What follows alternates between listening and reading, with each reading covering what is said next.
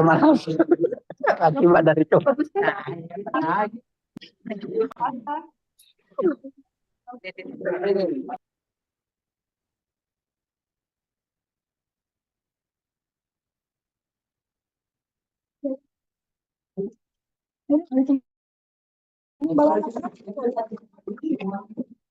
Kan saya bukan ya nu.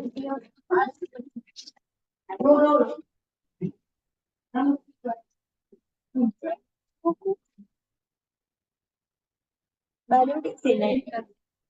Baru juga di sini. Baru juga di sini.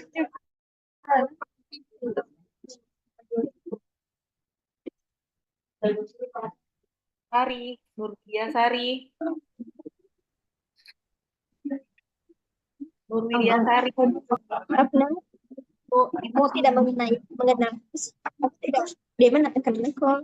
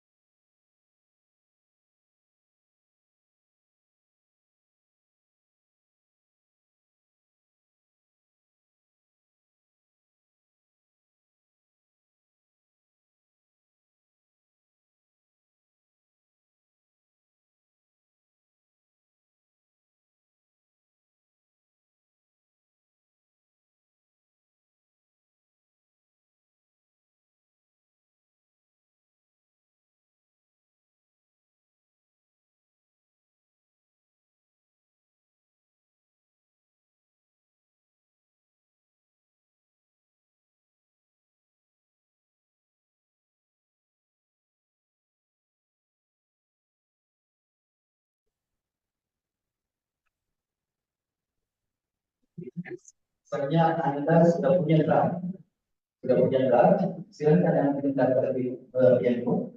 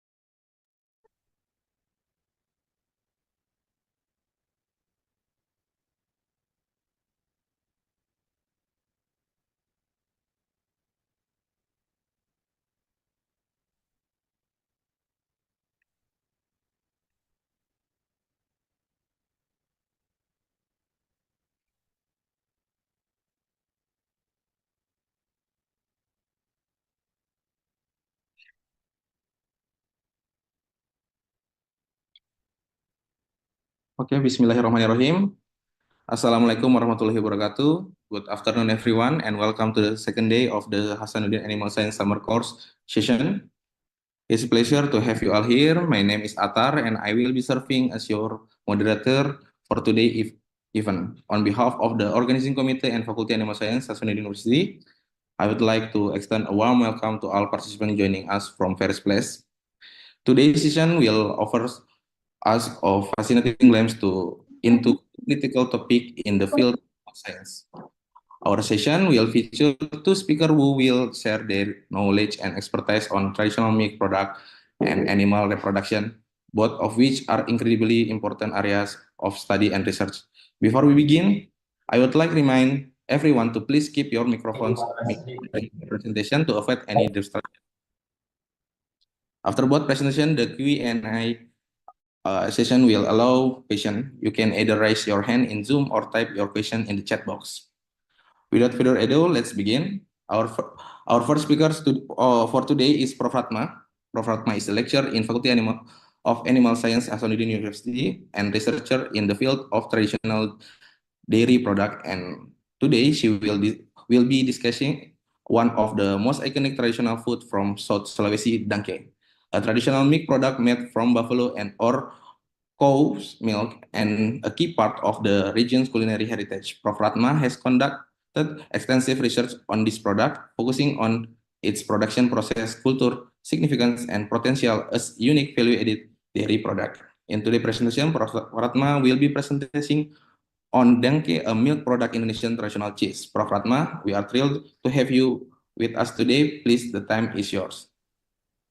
Thank you very much, Dr. Atar, and Assalamualaikum warahmatullahi wabarakatuh. Hello everyone. I want to thanks to Dean and Vice Dean, especially to Head of Animal Husbandry Study Program, Faculty of Animal Husbandry, Hasanuddin University, Indonesia, for trusting me to present the material in this summer course. I will talk about Dangke, a milk product Indonesian traditional cheese, and I share my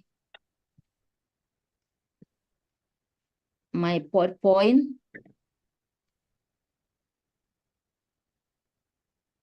Okay, can all see in my PowerPoint? Yes, Prof.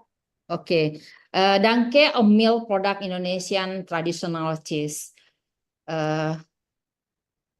Before I explain about Dangke, I want to introduce for you about a milk product. Milk as a Saya langsung ke sini. primary ingredient in Dangke. So in the unit, teaching unit today is introduction, why cow milk for human consumption and milk as miracle food from Allah Subhanahu wa Ta'ala, milk and livestock in Al-Quran, milk microstructure, milk health benefit of milk, why processing in necessary, milk preservation for the supply chain, and what is Dangke, so cheese, why Dangke, then finally innovation product from Dangke. As introduction, why milk? Milk is the first food for mammals when they are all human or animals born into the in the world. No other food is compatible or is suitable for mammals. Milk can be said to be magical because it can fulfill the nutritional needs of mammalian babies who when only aware of white liquids. Milk can also be considered by fast food that does not require digestion in the stomach, but direct entrance to the intestine. Why milk is very important for human and mammals? Because milk contains calcium, 800 milligram, and phosphorus 950 milligram per liter, which is very high for the growth of children, bone and teeth. Consuming milk from birth to all age will cause bone and teeth to become strong and prevent osteoporosis. definition of milk. Milk is secretion from the mammary glands in mammals. It is a complex fluid containing nutritional components for young animal food, not reduced or supplemented with anything. Milk is obtained by continuously and simultaneously milking help cows as a source of energy, and for growth, it also contains antibodies that can protect young mammals against infection. From this definition, the key word of the definition is secretion, mammary gland, nutritional component, young animals, healthy cows, and antibodies. Secretion, what's the meaning of the secretion? A process by which substances are produced and discharged from a cell, gland, or organ, or for a particular function in the organism. That mammary gland is organ that produce milk and are a vital characteristic of mammals, specialized organ developing on each side on the anterior chest wall. Young animals, meaning baby humans and animals, and healthy cows produce more milk because of three main factors: their feed, their environment, and how comfortable they are.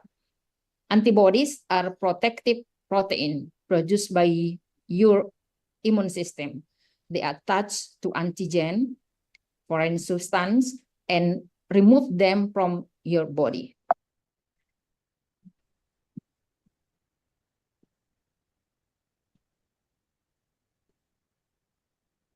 Why cow milk for human consumption? Because adult cows not domesticated for dairy milking can produce 2,100 liters or more during the lactation period, then the cow only requirement for growth is only 1,000 liters, and the remains milk, it's about 1,100 liters, are not consumed by young animals that can consume by human or by human. And how about this production by selected cows? Milk production is about 1,000 liters or more for lactation period. That calves only need 1,000 liters for growth and body maintenance. So the 5,000 liters that are used for human needs to make milk product, or to make animal a variation of milk product.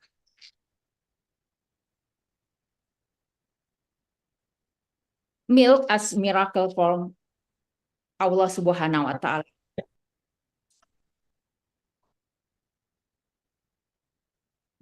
Why it said the milk is a miracle as a food? Because Allah Subhanahu wa Ta'ala give milk for babies. This milk is liquid form with a water content of around 87%, and solid ingredient is only 13%, but it is able to make human babies grow and develop only with milk without any additional food until the baby is 6 months old. The function of water as a solvent or spreading material from dry matter. It is an emulsion of fat in water, protein in the form of the colloidal solution or suspension, And it is a very suitable substrate for digestible by the baby animals and human. Milk is a perfect food because contain almost all the nutrient needs by the body. Balanced nutrient composition and digestibility is 100%. It's about 98% for protein and 99% for carbohydrate and fat, and protein contain essential amino acid. Milk and livestock in Al-Quran. It's also the Allah Subhanahu wa Ta'ala said in Al-Quran, An-Nahl 66, truly in the cattle there is a lesson for you. We give you to drink from what is their intestine between the dung, feces, and the blood, pure milk, palatable to do who drink it. Also the similar Allah said in Quran Al-Mu'minun 21. Indeed, in livestock, the really an important lesson for you. Give you drink from the milk in their stomach.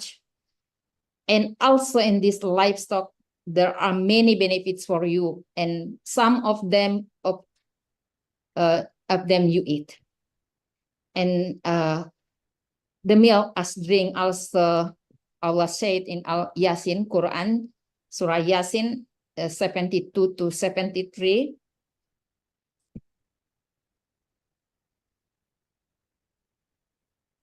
And we have subjected the animals to them, some of mouth for them and some for food, and they receive from it benefit and drink.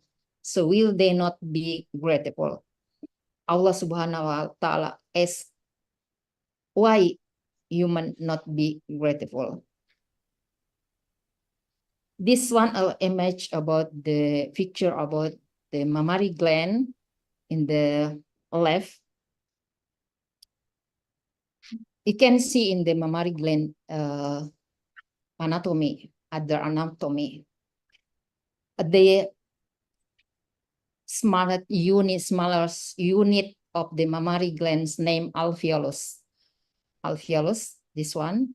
And the group of alveolus names of lobulus. So the group of the lobulus names lobus. And each unit consist ductus, and that is the milk throw in the ducts to collecting in the cisterna. This is named cisterna, other cisterna. So also this one, the teeth cisterna. And how to transfer blood to become milk is the industry in the alveolus. Alveolus, this anatomy of the alveolus. Alveolus, the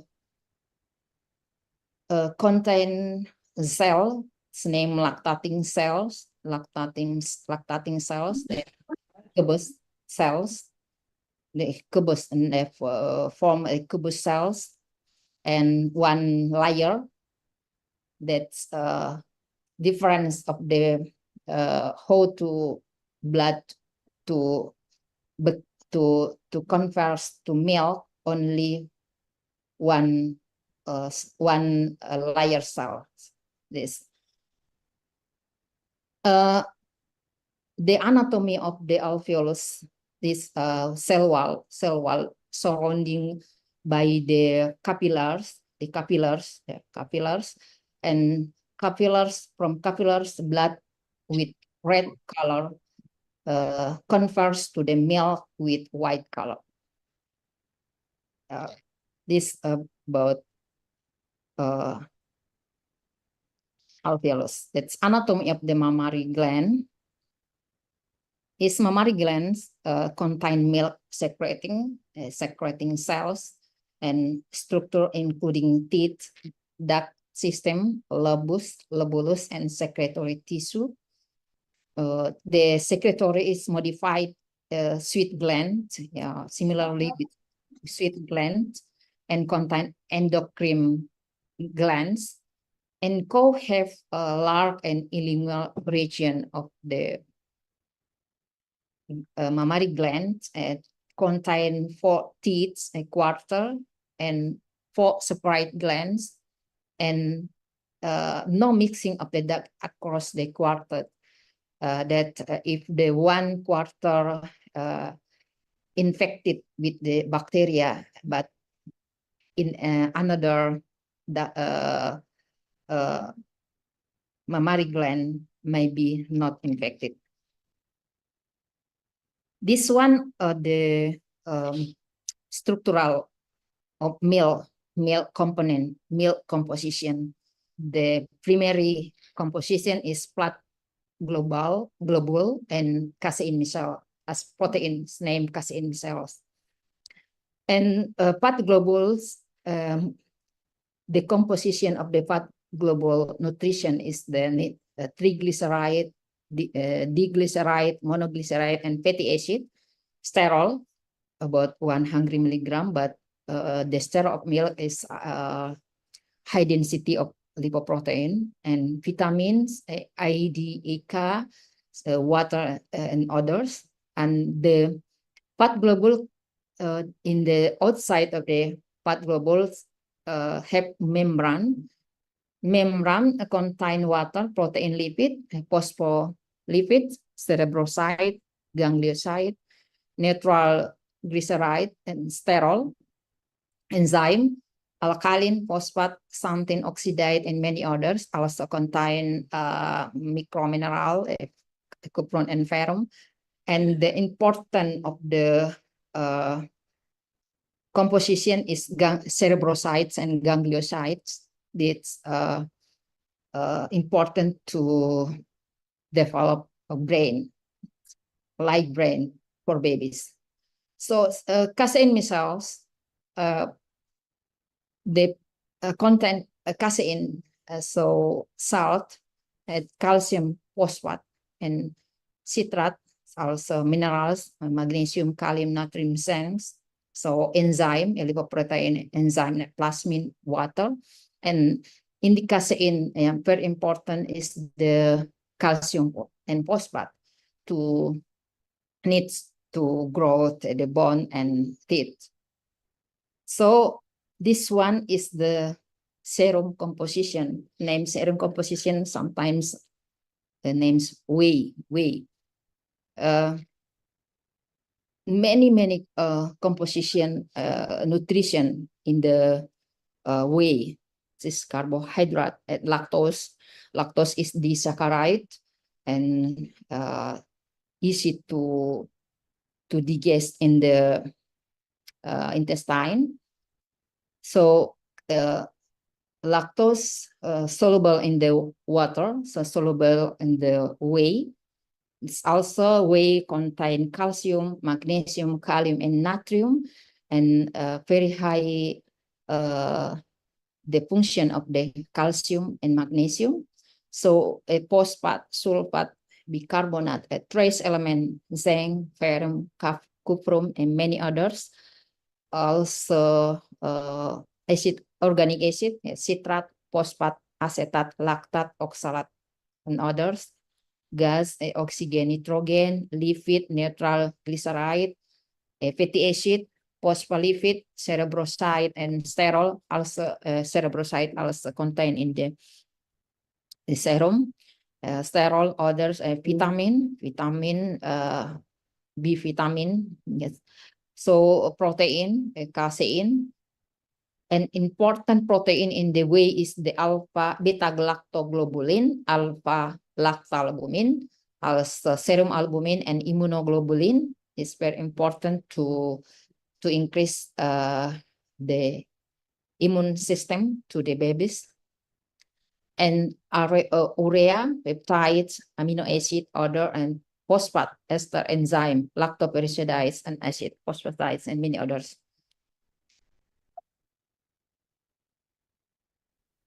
This in the right is picture about the milk. If we not use microscope, the milk is white.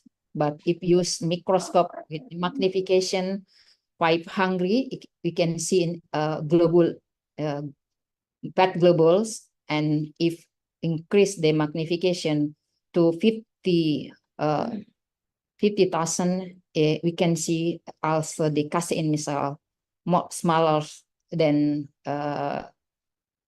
globular. This one a milk microstructure. We can see microstructure of milk by using microscope. In the left, use light microscope with 100 magnification, and the left is this one using hematoxylin eosin dye. So the right is staining with using a staining electron microscope with 10,000 magnification.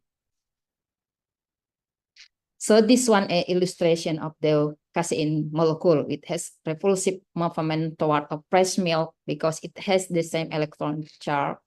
This is what caused the milk to be a liquid state in the fresh milk. And if you want to make a cheese, you have to add enzyme or acid to change the electron charge of the casein. This one, the casein missile. The structure of the casein is a globular protein, consists of many submicelles. This name submicelles connecting by the calcium phosphate bonds. This one, and casein missile contain protruding chain. This one, easily bound to the other casein missile if the balance of the molecular charge is disturbed. This also if seen by electron microscope. So protein, cow milk contain a unique source of bioactive component and nutrient, among which protein. 6 major milk protein is caseins. Alpha is 1 caseins, alpha is 2 casein, beta casein, and kappa casein. Whey proteins alpha lactalbumin and beta lactoglobulin. Casein is not soluble in the water. That whey protein soluble in the water. Milk protein composition is important for dairy industry. Casein are important for cheese production.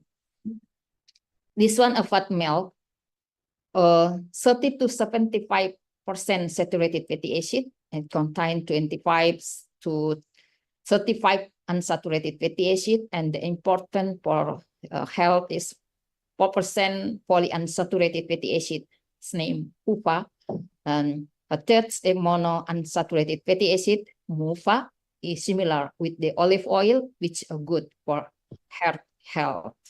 This one illustration of the milk fat in small bowl on fat globule with a milk fat globule membrane or milk fat globule membrane. This one before I have seen in the before slide. This vitamin B, this important vitamin B, thiamine, B2, riboflavin, B6, pyridoxine, niacin, B12, cyanocobalamin, and folic acid. If the vitamin deficient can cause the megaloblastic anemia. Health benefit of milk. It contains potassium, kalium, which maintain the elasticity of blood vessel during high blood pressure and heart attack, neutralize toxin and heavy metals, lactoferrin prevent cancer, and iodium, zinc, and lecithin increase the efficiency of the brain, iron, copper, and vitamin for beautiful skin, magnesium for healthy heart muscle, prevent fatigue, zinc helps wound quickly, A calcium strength prevent fracture bone growth, prevent osteoporosis. Vitamin B2 improve visual acuity. Drinking milk before bed can help you sleep because contain melatonin. Why processing is necessary? Milk life is only about 3 hours at room temperature. It is generally sold as fresh liquid milk, especially in the dairy farming area. On average, in all countries, a third of milk production is sold as fresh milk. Popular form of product on the market are liquid milk, liquid cream, ice cream, evaporated and condensed milk, butter, cheese, yogurt, and Yakult. And because the sell life of milk only 3 hours, to the transportation to another place, milk need to processing, need to make product with cell life more length. This one, milk preservation for the supply chain. The cycles from farmer to the consumer. Because milk only have sell life 3 hours. So as usually farmer or all farmer collecting the milk to one place. So the milk industry will pick up the milk with collecting center, and also sometimes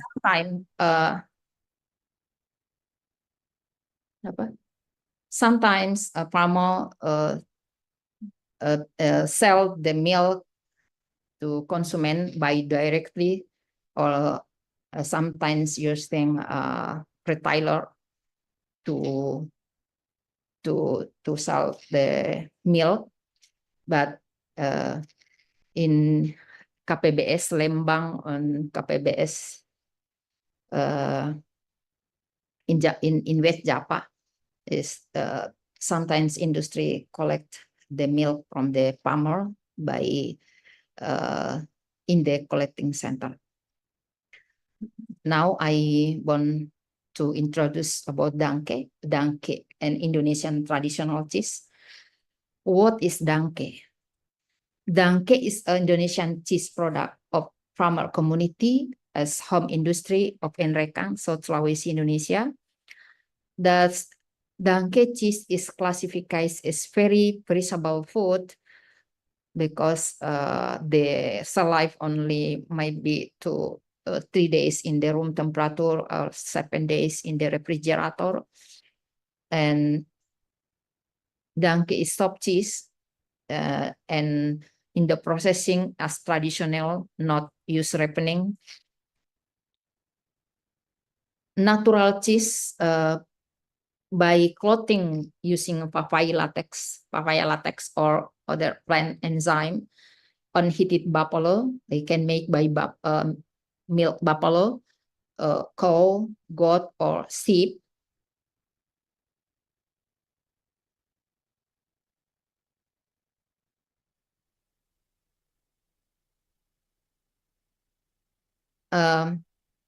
Dangke is one of the cheese because the processing is the same.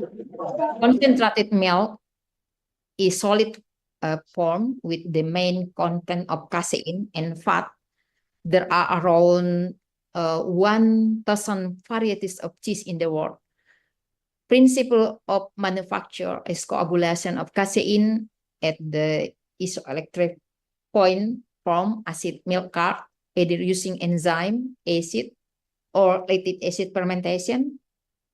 Milk is made into soft cheese curd, which when ripened become mature cheese and generally become hard cheese. This one, the how to make a Dangke. Dangke made from fresh milk and pasteurized using under boiling temperature. This names HTST, high temperature short time, or by using low temperature long time. And after the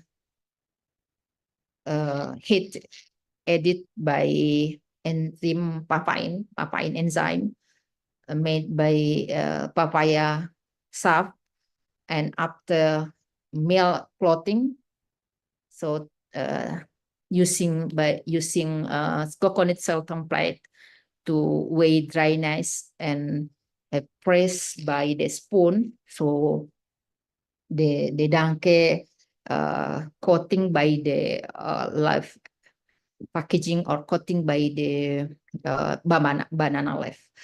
The enzyme also might be can use marquisa, marquisa, its name on, or by using another bridges. This one of the map of the Indonesia and the traditional home industry. Many home industry in the Rekang, one regency in the South Sulawesi is about 200 kilometers from Makassar. This one table about physical-chemical properties of Dangke. It's several times of ripening. It use the ripening. This one a composition on neat ripening.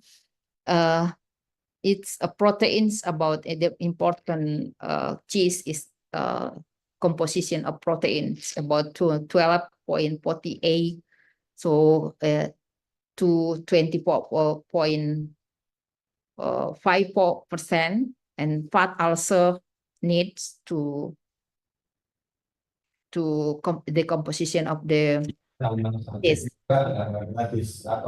Apa yang mendukung atau Well, say why Dangke? Why Dangke?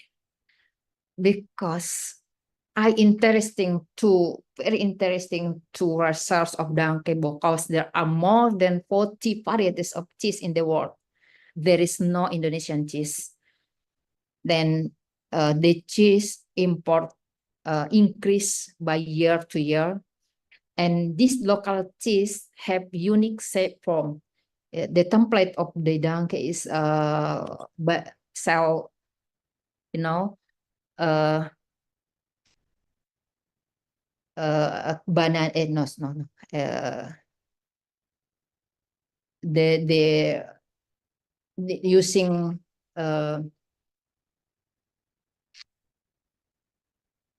one unique shape form like breeze. Not I not a dirty word, but this specially from not other cheese in the world like Dangke. The industrial Dangke, same in the world from the home industry like cheddar cheese, Gouda and Edam for Netherlands, Emmental and Gruyere for Switzerland, Limburg and Camembert and Brie from France. Sorry, this mistake. Gorgonzola, Mozzarella, and Romano from Italy, Brunos, Norvegia, Damiati for Egypt, and many varieties another. I think the Dangke also can be to industrial in the processing. This one variety in the home industry and how the Indrekang people to eat Dangke. They make fry on the fry and sometimes using ketchup to make more delicious maybe. And this one of the production of Dangke, the comparison of milk, cheese, import and export production, Dangke production prediction in Indonesia. Fresh milk production increase year by year. Also, dairy cows population increase year by year, but the growth of the dairy is more lower in the Indonesian population. So now the needs for protein from milk more need to Indonesian people.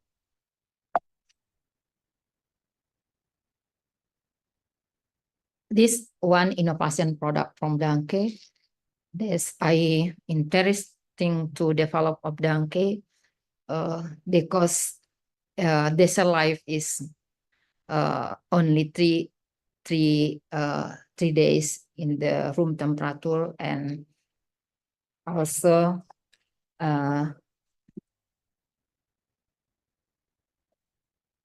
the form of the Dangke can be developed by using coating or addition of lactic acid bacteria, or to use ripening. Yeah, is more processing can be introduced, can be developed to Dangke. This one, the principle for cheese processing development. The first, we can pasteurize the milk using high temperature short time or low temperature long time technique, and after the temperature cool to 40 degrees Celsius can be add starter culture, and the starter culture is about 1 to 5%. And the time, if you want to bright yellow color, you can addition dyes, or sometimes yellow dyes. You can edit rennet or enzyme, and if you want to make like Dangke, have to the temperatures about 70 degrees Celsius. And from card and cutting card interfaces to increase whey dryness, whey output. The process can be continued by adding salt, to make the more length cell life. And you want to make salted cheese, pressing it to increase whey dryness and press, so can ripening. And after ripening, we can use parafilm or wax, and to make more hard, very hard cheese can ripening ripening again. I think finish my presentation. Thank you very much for Atar.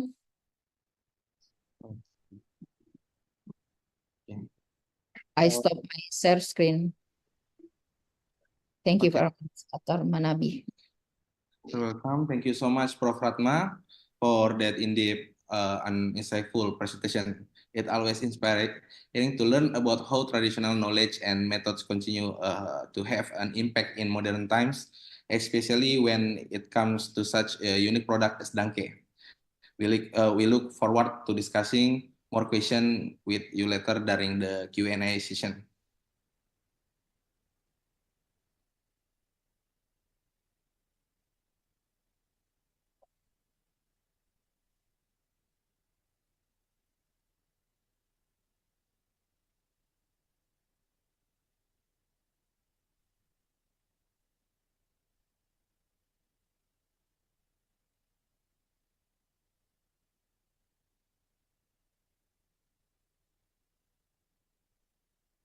Are Dr. Faisal were present in this Zoom? Yes, I am. Oh, yes. Thank you. Okay. Now let's move on. Now let's move on to our second speaker today, Dr. Faisal, who will be presenting on an equally critical topic in the field of animal science, animal reproduction. Dr. Faisal is an expert in animal reproduction. His research has helped advance our understanding of veterinary public health, given the increasing demand for sustainable livestock farming and animal reproduction. In today's talk, Dr. Faisal will guide us through the fundamentals of animal reproduction, recent advances in reproductive technologies, and implication that innovation have for the agriculture industry. This presentation will be highly valuable for students, researchers, and professionals interested in animal science. Dr. Faisal, we are excited to hear from you. Please, the time is yours. Right. Thank you, Dr. Attar. Thank you. Everyone, you can hear me very clear? No Yes. problem. Right. Okay. Thank you, Dr. Attar. Thank you, everyone, for inviting me, especially from the lecturers, docents from the University of Hasanuddin. My name is Faisal Ghazali. I'm a veterinary background, and I'm will like to share with you my slide on the sexual behavior on animal reproduction. Let me see how I share my screen. Yeah. Okay. All right. Let me make it big. You can see my presentation? Yes. Yeah. Okay. Thank you. Okay. Assalamualaikum and good afternoon. I was thinking when I get the invitation to give a summer course lecture to the undergrads of University of Hasanuddin, animal science students. So I was thinking, and I noticed that Prof. Yusuf yesterday might probably have talked on animal reproduction with you. So I was thinking, what should I talk or share with the students from University of Hasanuddin? So I was thinking, so probably I will share with you. I would not like to repeat what Prof. Yusuf have covered yesterday, but I'll just share with you in the parts of that I feel many people forgot or didn't take particular interest, which is the sexual behavior of animals during their reproduction period. Okay, so I won't cover those basic stuff like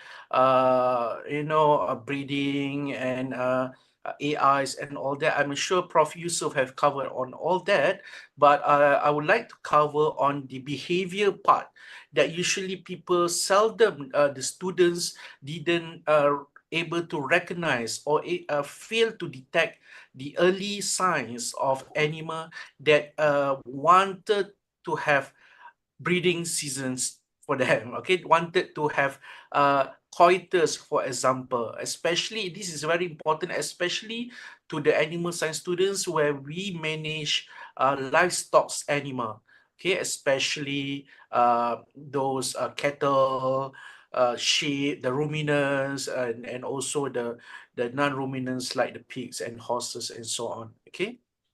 So in this slide, I will mostly share with you examples. Mostly, I have 70 slides. So probably, but don't worry, I won't take so much time. Mostly are all pictures, examples that I gathered from all my lectures throughout the years. Some pictures to share with you on the importance for us as an animal science students to recognize early the signs shown by the male or also being shown by the female, indicating that they want to have a sexual or they want to reproduce. So first of all, what do you mean by reproductive behavior? Okay, the definition being given by the textbook is reproductive behavior are defined as the action or reactions of an animal in response to external for example, they see another gender, the male saw the female saw the male, or they saw other couples, okay, other male and female are breeding, okay, or having a sexual encounter, okay, that we call as an external stimuli. When they look at the father or the mother having coitus, for example, in animal, they calm the urge for them to also have the same behavior. So that we call as the external stimuli, or internal stimuli when they achieve puberty. Okay, physiologically normal, that there's a hormonal changes in the body that stimulate. Okay, the testosterone will kick in, the estrogen will kick in, that stimulate them to have a sexual encounter with the other gender. Okay, so this associated or this involve courtship. Okay, courtship, or I tried to Google the word in Indonesian, what is courtship? I think courtship is pacaran.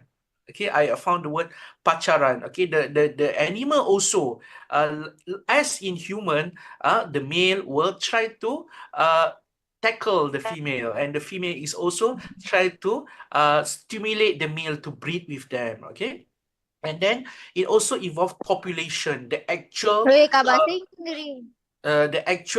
uh, sexual encounter between the male and the female. And then it also involved at a certain extent, the reproductive behavior also covered the birth of the youngs, okay, especially in regards to animal, is usually associated with the female, okay, or the mother, and also the motherly care, and also allowing the animal to suckle or attempt from the newborn. Okay, but as far as today's lecture is concerned, probably I will just introduce to you, because this is a very big topic, okay, the reproductive behavior. Probably I just covered the courtship, the copulation, the pre-copulation, the copulation, and the post-copulation. What are the signs being shown by the animal, by the male animal, by the female animal, indicating that whether they want to have a sexual encounter, whether they want to breed, whether the breeding is successful. Okay. So courtship, the definition of courtship quickly is the behavior of animal aimed at attracting a mate, whether it's the female attracting the male or the male attracting the female. And copulation. Copulation is the actual sexual intercourse. Okay, when we will see later on, copulation consists of several stages. Okay, they are mounting, intromission, and also dismount. Okay, when the breeding or the insertion, ejaculation has happened, ejaculation of sperm into the female has successfully been done, and then they will be dismount. Okay, and that is the complete cycle of a copulation. So why is it very important for us to study about reproductive behavior? Okay, it is very useful, as we know, as an animal science students or as a veterinary students, we want to implement a breeding program. Okay, so this constitutes the most important part, recognizing that animal are ready, animal are, or the animal wants to breed. Okay, not only they are ready, they actually wants, okay, to breed, and to go through the breeding program. This constitute a category of social behavior. How do they react before they want to breed? How they react while they are breeding, and how do they react after the breeding or after the mounting has been successful.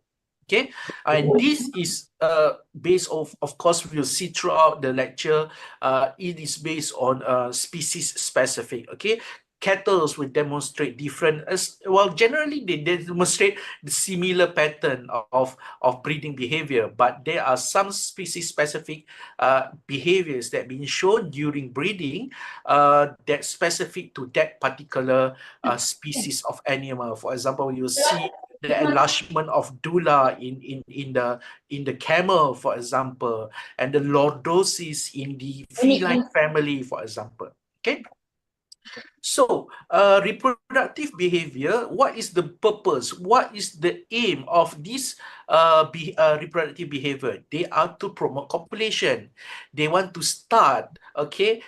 Why are they doing all this? Why are they doing the Flehmen response? Okay, why are the male knocking the nose? We call nosing. Why does the boar nosing the female sow, for example? Okay, why do the deer chase, okay, the male chase the female deer, for example? Why does the bull demonstrate their dominance, their dominance against the female? Okay, the camel will put the leg on top of the female camel just to demonstrate what actually. So that is all actually indicating a signs that they want to court the animal. There is a courtship stage where they want to stimulate the female to accept them and to breed together. Okay, so that is to promote copulation, to allow the male to mount them. Okay. Secondly, it is to assure.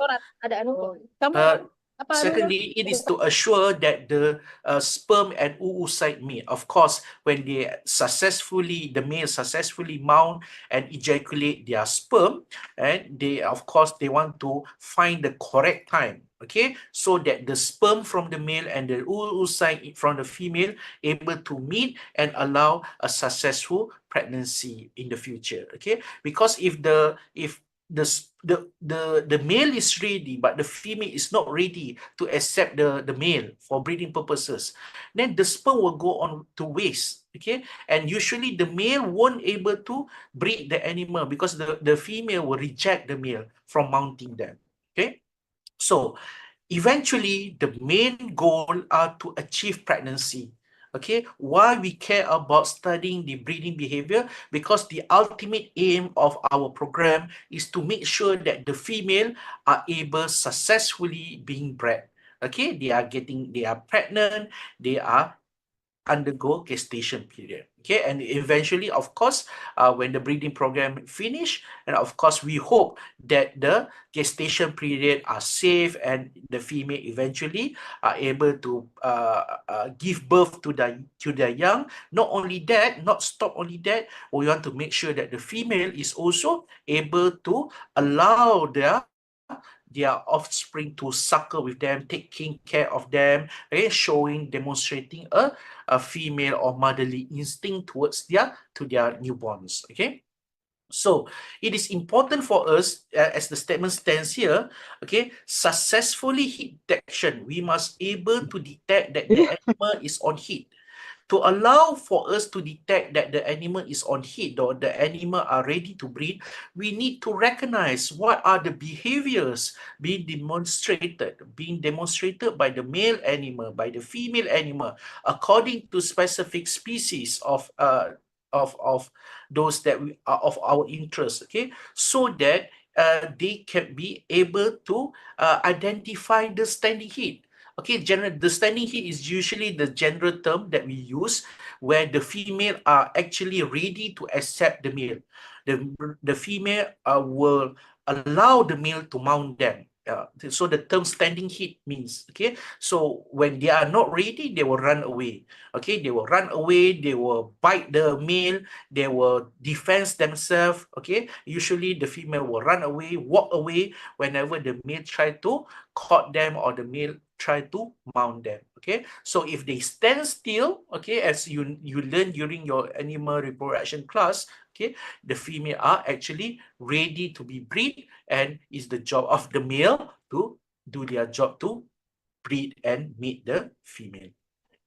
So what is the function of the reproductive behavior? Of course, quickly, is to bring the individual together. Okay, the purpose of courtship, the purpose of pacaran is for the male to attract the female, so that the female don't run away. The female will go to the male, okay, or if not, the female will stand still and won't run away when the male approach. Okay.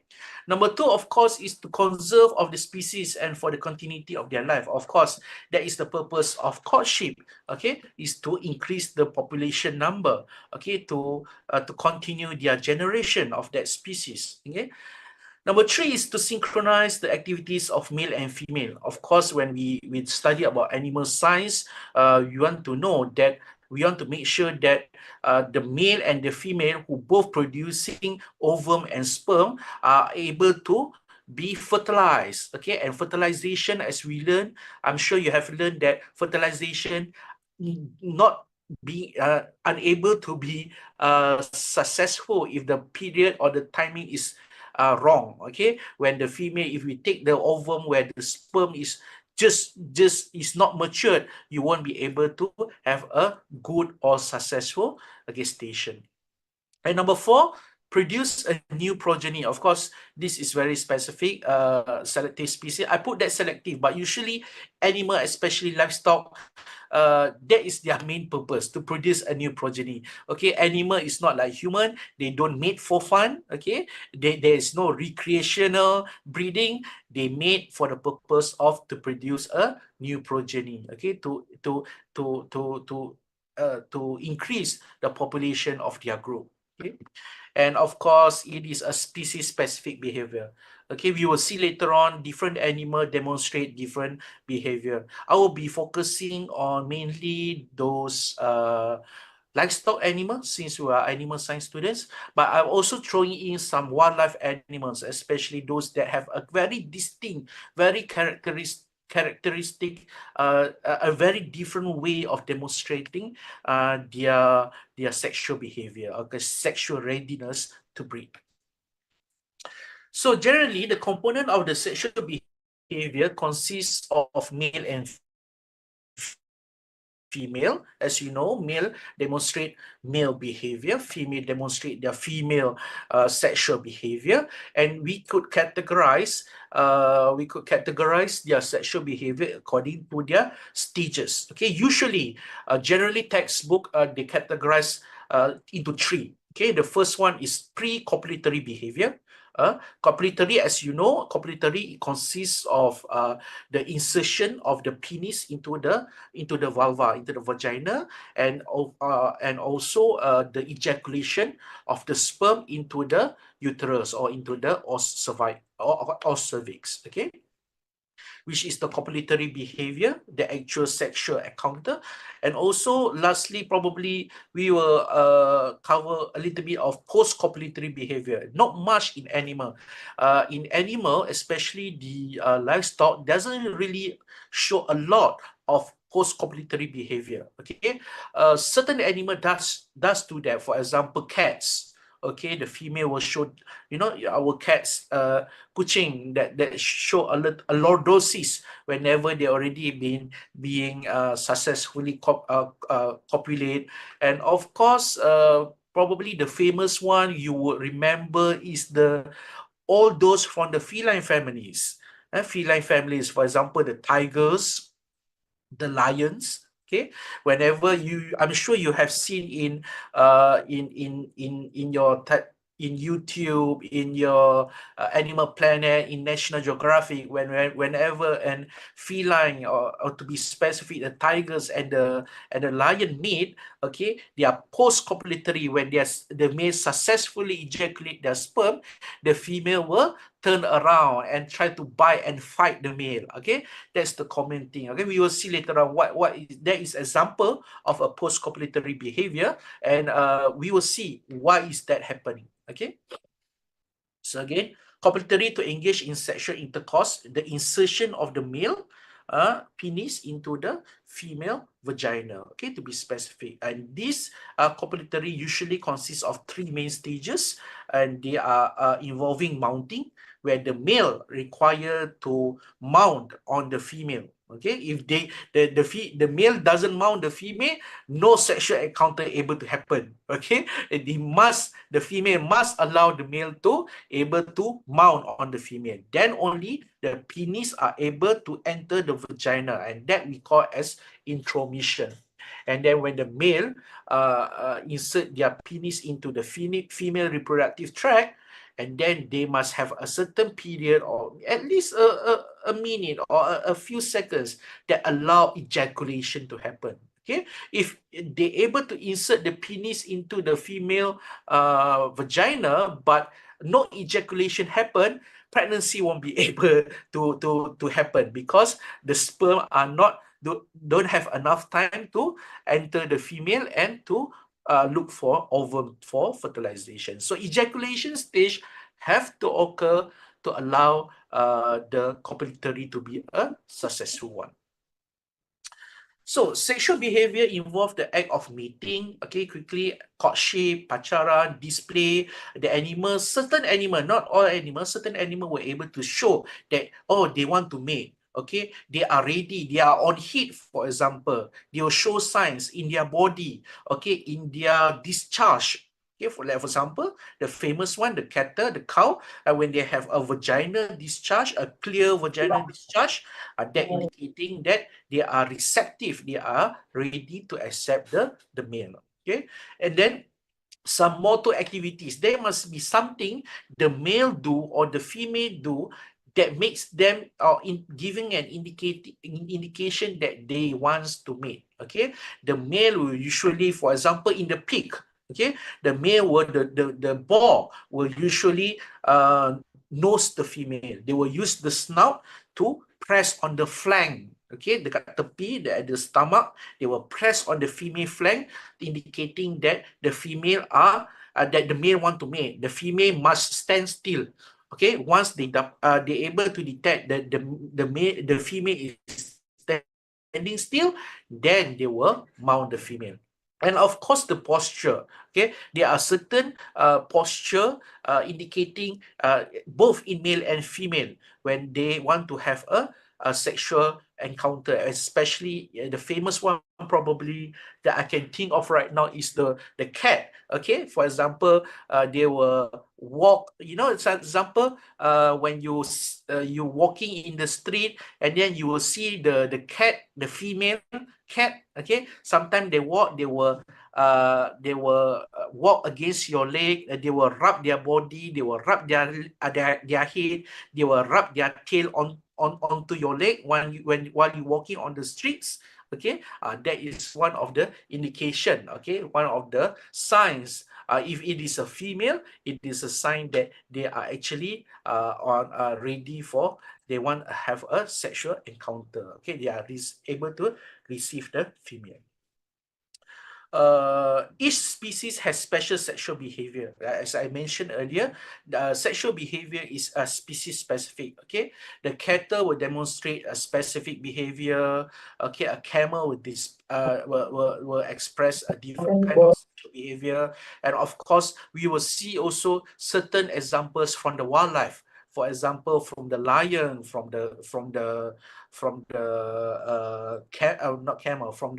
elephant, for example, they will demonstrate the mask. Okay, some discharge coming out from their cranial region to indicating that testosterone level is increased when they want to mate, and they become very territorial, and they say that, okay, where are the females? They want to have, that is the period where they try to attract the female. And female, naturally, when they're able to detect the testosterone pheromones from the male also, they will, if they are ready, they will be also become receptive. They won't run away. They will come near to the male to have a sexual coitus or sexual encounter.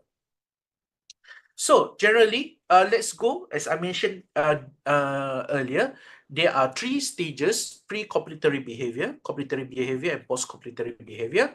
I will spend more time on pre-copulatory behavior, okay? Just to share with you several pictures, just to revise back. Probably most of these examples, probably you have learned in your class, you have seen in your textbook, in the internet, on YouTube, okay, on the online lectures, okay? Just to recap, okay, example of pre-copulatory behaviors that is important for you to remember, important for you to at least inform on the behavior demonstrated by animals, especially those livestock, so that we, as I mentioned earlier, if we fail to recognize the animal are ready to breed, then we might lose our production costs. We will be failed of getting them to be pregnant and to increase the population of your herd. Okay, for pre-copulation behavior, Okay, in regards to the male, of course, number one, they have sexual desire, the libido. Okay, what aroused them, and how do we know? How do we see that they are actually aroused? Okay, they are actually wants. How do you know the male are actually ready to breed? Okay, the male are ready to have, for example, to have sex with the female. Okay, to breed. Okay, usually we don't use to have sex in the animal term. Just for you to understand, the male wants to breed, okay, the female. And of course, what demonstrate, then we call it as libido. I'm sure you heard from the word libido before. And the second one is the courtship. This is the one that I say pacaran. What does the male do? You can see some birds sing song to attract the female, right?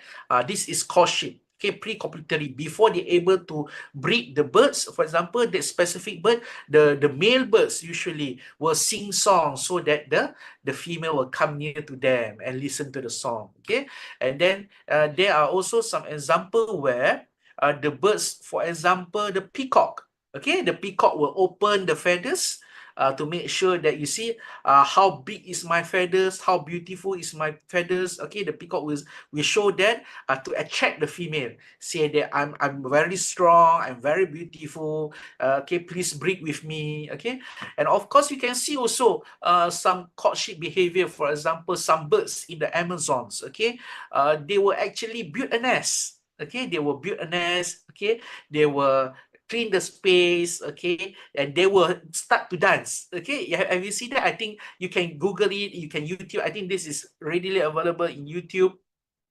The male bird usually will dance. Okay, and then the female will judge. You will see, I like their dancing, and they will say, okay, I will breed with them, and I will lay eggs for the male. Okay, for example. So these are the activities. These are the courtship stage happens before they actually breed.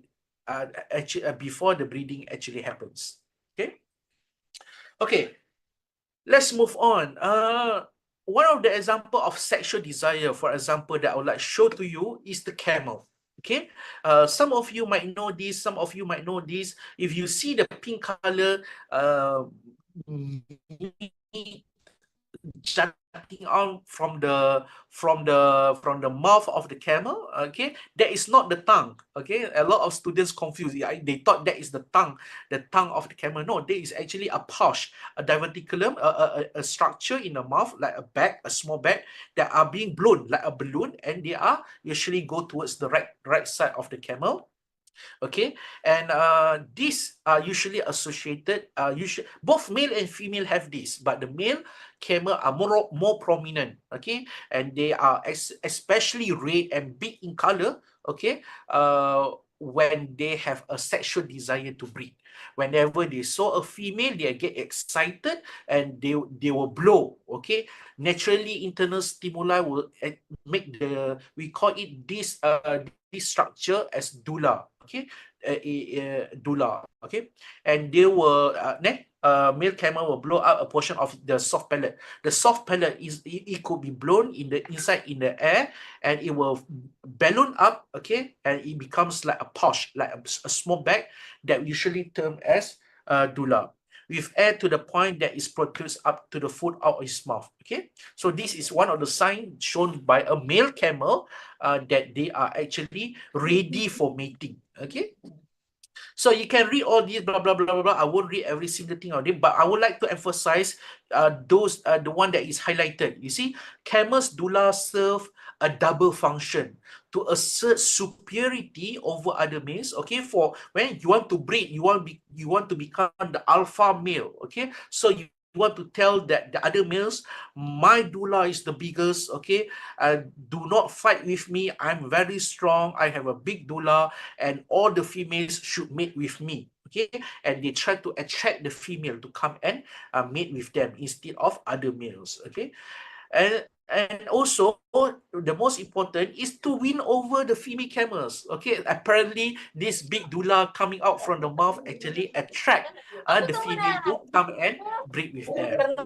Okay, so they say that it is a form of sexual behavior the male expresses during a rutting season. Rutting season is a breeding season. Okay, in the camel. So another example of sexual desire is, for example, in the deer. Okay, during the runting period, during the mating season, you see the male deer will start to making noise, making sound. Okay, they will fight. Okay, say female. This is all my female. Whoever wants to breed need to fight with me, for example. Okay, so they are showing the sexual desire. So the female will also make a decision with who the female wants to breed, okay, during these particular seasons. So that is sexual desire. Then what about courtship? In regards to courtship, we can divide the courtship into three, okay, which is number one is chemical communication. Okay, how does chemical, especially pheromones, that being discharged internally, internal stimuli, produced by an animal, delivered to another gender, to the other partner, okay, to say that I want to mate. Are you ready to accept me? And the female will say, yes, I'm also high in estrogen. I also want to mate. I will also discharge chemical, okay, in many modes. For example, in the urine, for example, in my saliva, for example, in to indicating that I'm ready to receive you as my mating partner. And number two is tactile communication. Tactile is usually movement. Okay, the movement. What do they do to indicate that they want to tackle the female? They want to caught the female. For example, just now, if you remember, I tell you that the peacock open their feathers, okay, to tell the female that please get interested to me. I'm very beautiful and let's meet. Okay. And then of course there's auditory communication. Auditory, for example, the example that I give you is the bird singing. For example, some of the bird sometimes, okay, those picturing birds where they usually sing song, beautiful songs. Sometimes you go into the jungle, sometimes in the village we see listening to the auditory communication. These are the sounds being made. Okay, some primates also make noise, okay, to indicate that they want to mate. Okay, and some cattle, for example, some bull, they also, when they are excited, you can see this in several videos, that the male will move very loud, okay, indicating that where are the females, and I'm ready to mate. Are you ready to mate with me, and so on. Okay, so you see examples of this courtship. So you might see some of these, okay, in your hometown, okay, in Sulawesi. I've never been to Sulawesi before. I hope to get a chance to go there. But I'm sure you can see some animals around surrounding your area that demonstrate a chemical communication. Okay. Okay.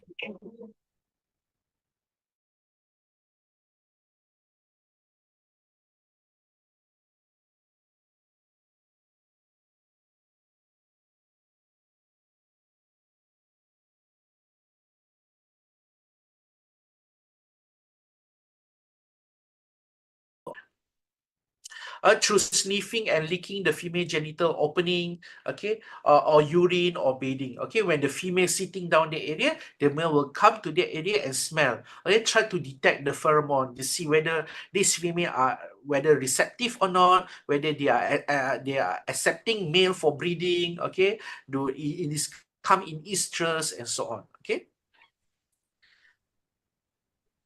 Okay, to detect chemical substance called pheromones. Okay, and then response of the male. What do the male do whenever during chemical Ini bagus nih tingkah laku. okay, they will, for the first, if you see some males, some goats, for example, they will rest their chin on the female.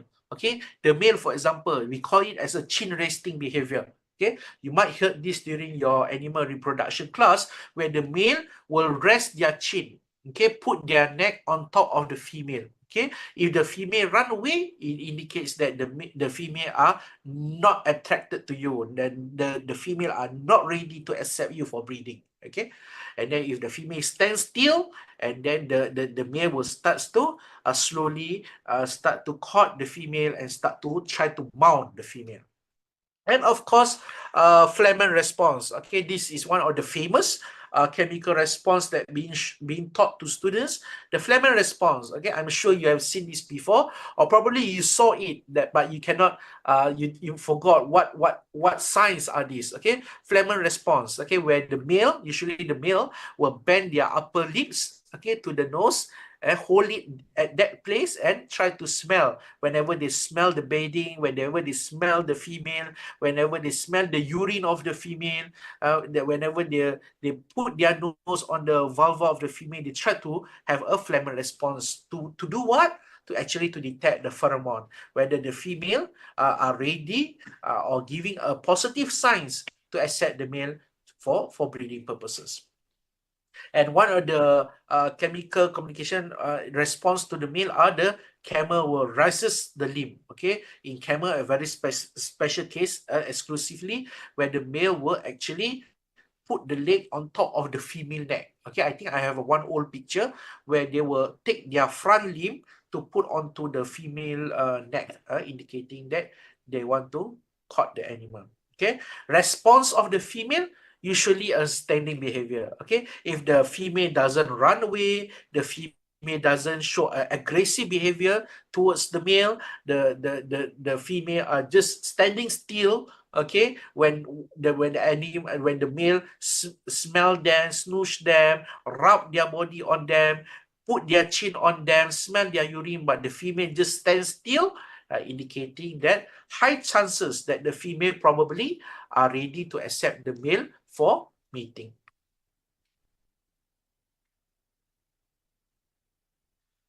So, example in some pictures, we will go through very fast. Example of pictures that I found, that I've gathered. Courting behavior is made up of a lot of sniff hunting. Okay, so the male, usually, I'm sure you have seen this during your practical classes. The male, whenever they have an opportunity to meet the females, okay, they will start smelling all the females. Okay, they will sniff especially the vulva area, or if the female is urinating, they will go and smell the urine. Okay, we call it as sniff hunting. Okay, they will go and smell all the females to see who are actually ready to accept male to start to breed. Okay, same goes with the pig. Okay, in the pig industry, one of the stages where the pig are ready to and when the sow or the gilt are ready to accept the male, they will stand still. Okay, and the male usually will start with sniffing. They will start to sniff the vagina, start to sniff the body of the female encounter to make sure that they are actually ready to accept them. Okay, like the statement here, when the boar noses the vulva, he can detect the elevated temperature, whether the body, whenever you are on heat, okay, in females, you might notice that their body temperature will increase slightly, okay, and the secretion of the female in the estrus, usually the estrogen, okay, or the pheromones that being discharged out during urination by the female, usually will encourage the male or giving an indication to the male that the female are ready to breed. And you might see in the cat too. Okay, I think when you walk towards your hostel in your campus, okay, you might see male always for the male cat, the tomcat is usually following the female. Okay, and especially when the female is able to detect the female are releasing some signs of heat, okay, they will start to follow, okay, chase the female, okay, until they are able to, until the female are receptive towards the male. Okay, example of a picture of chin resting in India. You see the buffalo, the male buffalo is actually resting their chin top of the female, and if the female doesn't run away, it gives an indication that they are on heat, they are receptive, they are at the stage of receptive. The male are allowed. If the male want to mount, the male are allowed. The female will receive the male for mounting and copulation. So this is the sign of male. Okay, male indicating male camel, indicating that the arrows is actually showing the signs from the male where they discharge. I think there is in the second lecture. Okay, and the female, usually this is the female camel. You can see that they will start to urinate. Okay, and then the male, after the urination, the male will actually come and smell the urine or whatnot. If the female doesn't run away, they will come and smell the vulva of the female to see whether, to confirm whether it is really ready to receive the male. Okay, whenever they already smell, you can see the picture below. The male camel and behind is the male camel, in front are the female camel, and they will show the phlegm response. Okay, they will check whether the female are actually ready to receive the mounting. So example of the pictures, okay, you might see this in the book, textbook, okay, in buffaloes and cattle, where it begins with licking or sniffing. The male will do that. The male will show chin resting, okay, and then mounting by another cow. Okay, I think this is the famous one. A female cow will stand still, and another female cow will mount on them, and if they doesn't move away, usually indicating that they are ready to breed. Okay, and both, okay, usually if the cattle doesn't run away, the cow doesn't run away, she will come on heat first, and those that go around mounting, those females that go around mounting other females, she eventually is also usually will eventually go under the stage of mating. So example of chin resting we seen in male. This is an example of cow mating. You can see from this picture, both are female, both are cows. Okay, female cattle. They are the cow in front stands still, allowing the back female to mount them. Okay, meaning the cow that are being mounted, the Friesian in front, actually are ready to be bred, and the female mounting the cow in front of her. Usually, if it is not used as a teaser, it usually indicating that she will come on heat later that day. Okay. Example of standing heat. Okay, the famous standing heat in livestock animal, where when the male starts to mount on the female and the female doesn't run away, the female doesn't fight or reject the male. Okay, stand still, allow the male to mount them. So that is the indication of a pre-copulatory behavior. Okay, meaning that she is ready to accept the male and to allow copulation to happen. Another picture that I found in the wildlife, in the zoo, where male rhino actually mount on a female rhino, indicating, and the female rhino just stands still. Okay, so this is one of the signs to indicate that the female is also receptive, at a receptive stage, and expecting the male to, or probably allowing the male to breed them. Okay.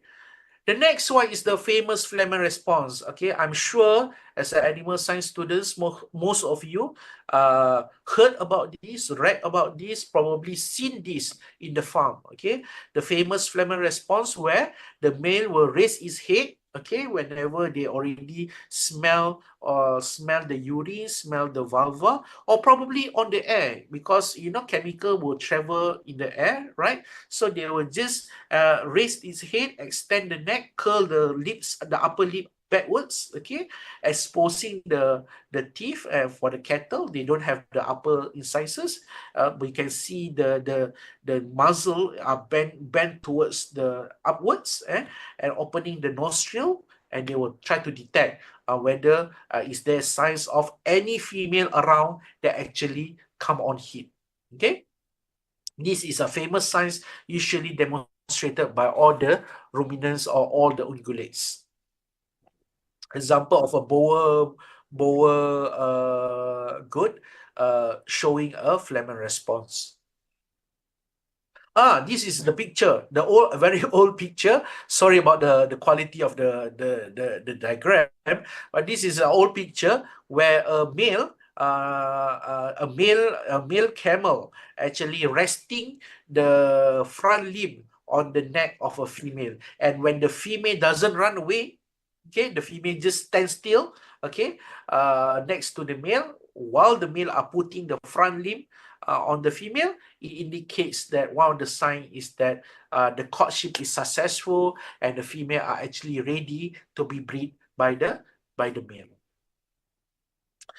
So what about female, you might ask? Most of the time I'm talking about what males will do, phlegm response, chin resting and all that. So what does the female will do? Usually in livestock animal, regardless whether it's a ruminant, whether it is a horse, whether it is a swine, a pig, usually the response of the female is stand still, or we call it as a standing heat, okay, where it just stands still, they won't go away. That is a very strong indication that this is the period, this is the time where they allow the male to mount on them and mate them. Okay, so whatever the male do, the male push the stomach, okay, bite, some camel and some horses usually they will bite the female, but the female doesn't run away, the female doesn't become aggressive, the female just stands still. That is one of the strong indication that the female are at the receptive stage for the male. Okay, so what about tactile communication? Okay, this now is chemical communication. What about tactile? Sheep, goat, and cattle, the male usually lick, nuzzling, and perineum of the female. We see that just now. Okay, what do they do from the tactile communication towards the chemical communication? Horse usually, like I mentioned earlier, the stallion usually will bite the female. Okay, not all, but majority of the time when I see the meeting of a male, a stallion, and a mare, usually one of the pre-copulatory behavior that being shown, it tries to bite the neck of the female. Okay, we can see this example during mating in the feline, right? In the cats, in the tiger, in the lion, where the felines family famous of the male, and sometimes in the rabbit. Okay, they will bite the female at the neck while mating happens. In swine, the male noses the female. This is a famous science. I'm not sure whether the animal science student in Hasanuddin study swine production, but one of the main clinical science, okay, a main science of the female accepting the male in swine, usually you can see that the male will nose the female. Okay, they will try to knock the nose, press the nose onto the female flank region at the abdomen area, and the female will just stand still. Okay, and then the male will slowly go to the back. Okay, try to mount, see whether the female run away or not. If the female doesn't run away and stand still, the male will continue its process to copulate with the female. So this is a diagram. You can get it from the internet. I'm just showing you. Usually it begins with head to head. Okay, the male and the female will smell each other at the nostril, at the snout. Okay, after that the male will start to sniff. Okay, phlegm response, it will start to smell the vulva of the female, or it will start nosing. That's nosing. Okay, they use the snout to push the female. Okay, push the body, push the back, push the head. Especially the area that they will push is the flank area near the abdomen region. Okay, when the female stands still, doesn't run away. Okay, when the male do that, then they will show a mounting attempt. The male try to mount. Is attempt. Okay, sometimes the female will run a bit because the female sometimes surprised. Okay, or especially when it happens when the female is the first time first time accepting male, first time mother, for example, okay, never mate before, they will try to go away, they will try to run away, walk a bit, okay. So, but eventually, if the female is on heat, there will be a standing heat reaction, and the male will eventually, as the last picture shown here, eventually able to breed and copulate the female. So example of some pictures, okay, peak courtship, okay, the male will start to introduce the female, okay, berkenalan, pacaran with the other gender, okay, and then they will start, you see the ball will nudge, okay, and they will roots the female side. You will press on the flank area, okay, to encourage a standing response. Okay, if the female is sitting down or lying down, they will continue doing that until the female stands and stands still. Okay, and then eventually the ball will shove roots, leave the female, they will use the snout and try to bring up the female, try to raise the female from the ground. Okay, because they are very big, right? The male, the ball, they are very stronger than the female. Use the snout or try to push the flank upwards. Okay, and then if the female, when the ball do that and the female doesn't run away, this gives a strong indication that the female having a standing heat, and then eventually, as the picture which I showed before, they will allow the male to mount them and were able to breed them. So example of the courtship, some old picture, a courtship in goats. The male will start to lick and nuzzle the perineal region of the female, and sometimes if the female is really on heat, okay, the male will start to mount the female, and copulation will start to happen. As I mentioned earlier, if you remember, one of the sign, pre-copulatory sign of in horses, in equines, the stallion bites the female at the neck. So this is the example of the picture. Okay, this is just pre-copulatory. There's several other signs. Okay, until the female actually eventually allows the male to breed them. Okay. So the third one will be auditory communication. Okay, auditory communications, usually the famous example that I usually give is probably the cat. Okay, usually some of us play with the cat in the house. Okay, in the streets. Sometimes we play in the cat. Sometimes you see why the cat is so noisy, why our cat in the house is so noisy, and keep on trying to go out from the house, making loud noises. Okay, these are the signs, we call it vocalization, signs to indicate that they are having a pre-copulatory courtship. Okay, they try to court the female, or they try to fight for the female. Okay, to eventually allow them to breed.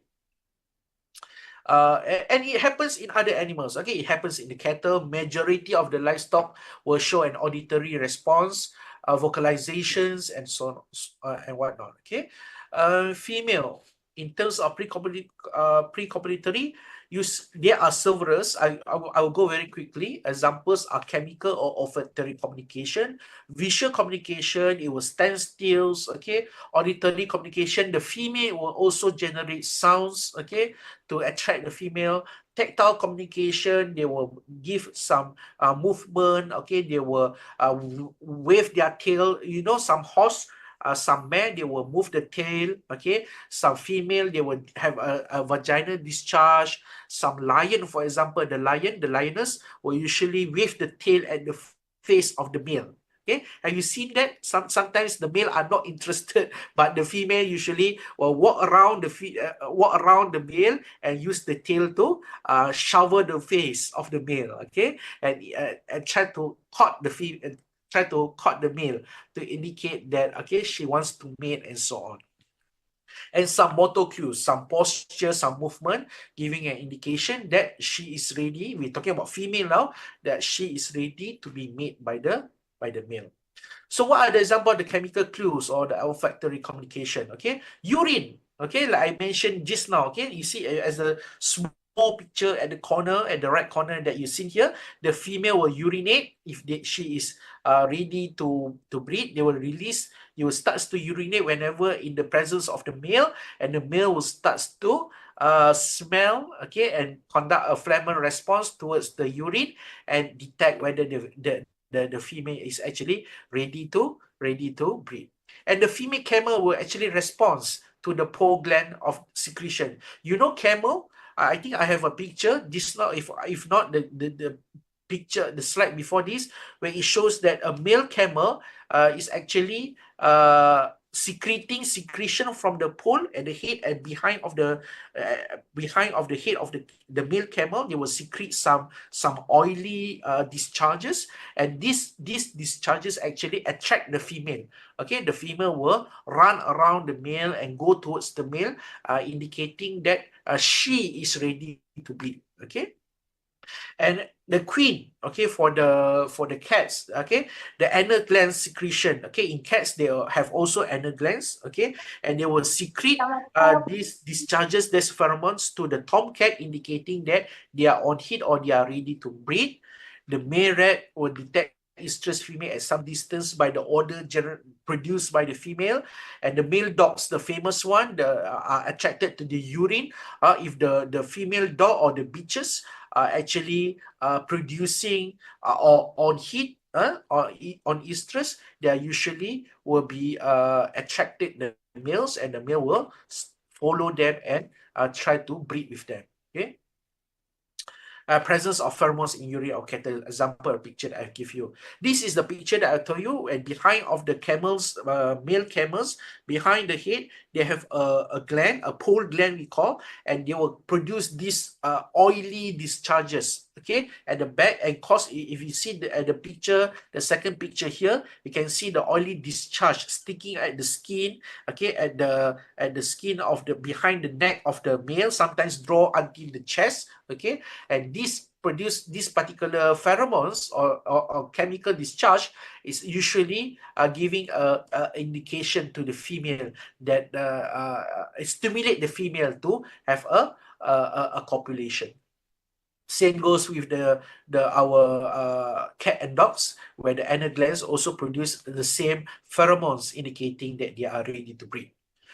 The famous elephant, okay, they will produce mass. Remember, if you see some elephants that go havoc, go amok and destroy all the things, usually those cattle, those male cattle that these bull cattle that actually undergo a discharging the mass. Okay, this mass is very high in testosterone level, and this indicating a territorial, or they are actually ready to breed.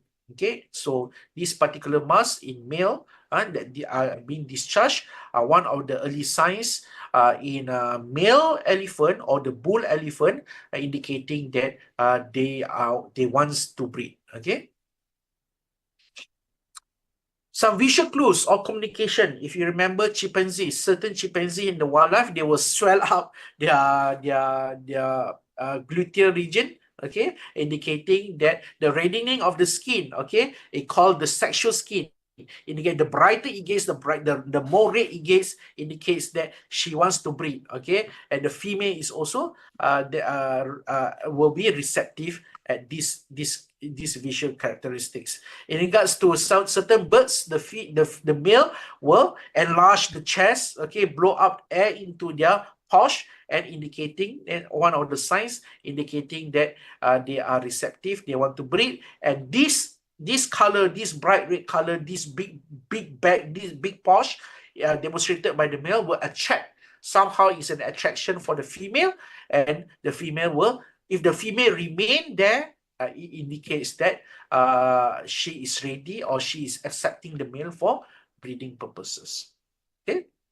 Auditory communication, I mentioned, they will make noise. Female will make noise, male will make noise, indicating that they are ready to breed. Okay, the famous cats, as I mentioned, I provide example just now. It will emit a heat cry. Okay, somehow those that have cats in their house, they know if it is a female cat, and if it's not spayed they usually have this a weird kind of sound, a weird kind of meowing, indicating that that is actually they wants to mate. Okay, she wants to mate, and then she wants to go out of the house and look for males. Tactile communication, licking, mutual grooming, rubbing in cats.